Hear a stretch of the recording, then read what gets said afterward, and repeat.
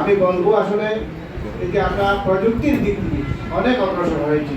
যে স্বাধীনতার সময় আমাদের ৭.৫ কোটি মানুষ, কিন্তু খাদ্য সেটা কৃষি মন্ত্রণালয়ের একটা মহতী উদ্যোগের কারণে কৃষি বিভাগ, মৃত্তিকা সম্পদ উন্নয়ন ইনস্টিটিউট, কৃষি গবেষণা এবং হর্টিকালচার সেন্টার, এদের মাধ্যমেই আজকে এই কৃষি উন্নয়ন।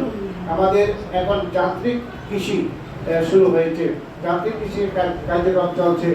আমাদের সেই মান্দাতা আমলের আমি ব্যক্তিগতভাবে যখন গরু নিয়ে হাল চাষ করছি, সেই গরুর হাল চাষ এখন দেখা যায় না।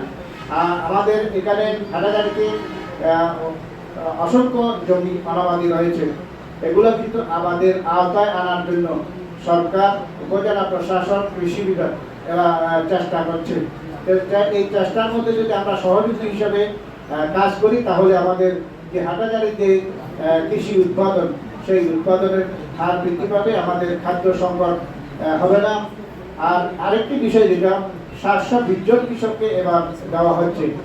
আমাদের সামাজিক অনুষ্ঠানে যদি পাশাপাশি দুটি অনুষ্ঠান একসাথে হয়ে যায়, এক পরিবারের একজনকে দাওয়াত করলে পরবর্তী আরেকজন অন্যজনকে দাওয়াত করে এটা ম্যানেজ করা হয়।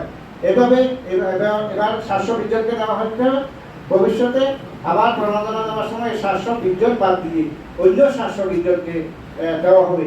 এই জন্য আমাদের মনোপূর্ণ হওয়ার কিছু নেই, সবাই একসাথে পাবো না। আমাকে অনেকে বলে বারবার দেওয়া হচ্ছে, আমি বললাম যে অমুককে আসলে বারবার দেওয়া হয় না, ওনাকে একবার দেওয়া হয়েছে, পাশে আরেকজনকে দেওয়া হয়েছে। এভাবেই সরকার সবাইকে দেওয়ার জন্য চেষ্টা করছে পর্যায়ক্রমে।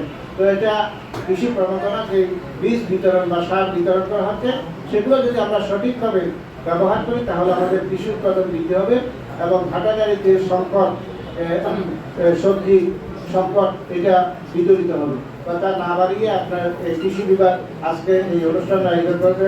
আমাদের ইউনো মহোদয়ের আরেকটি এখানে মিটিং চলছে। তো কথা না বাড়িয়ে সকলে সুস্বাস্থ্য দীর্ঘায়ু কামনা করছি।